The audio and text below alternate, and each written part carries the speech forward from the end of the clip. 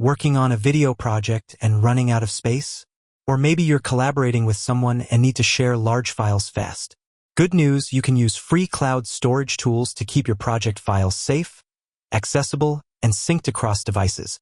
Before we jump in, hit that like and subscribe button if you want more video editing workflows and tech tips like this. Let's explore the best options. Step 1. Choose a free cloud platform. Here are some great options. Google Drive, 15 GB free. Dropbox, 2 GB free. OneDrive, 5 GB free. pCloud or Mega, 10 GB plus in some cases. We'll go with Google Drive for this demo. Step 2. Upload your files. Go to drive.google.com.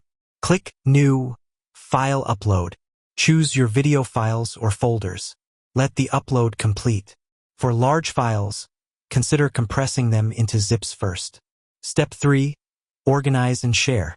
Create folders like raw footage, audio, final renders.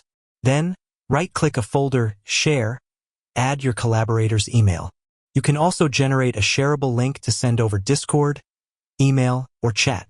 If this helped you organize your projects better, like and subscribe. We've got more editing and workflow hacks coming soon.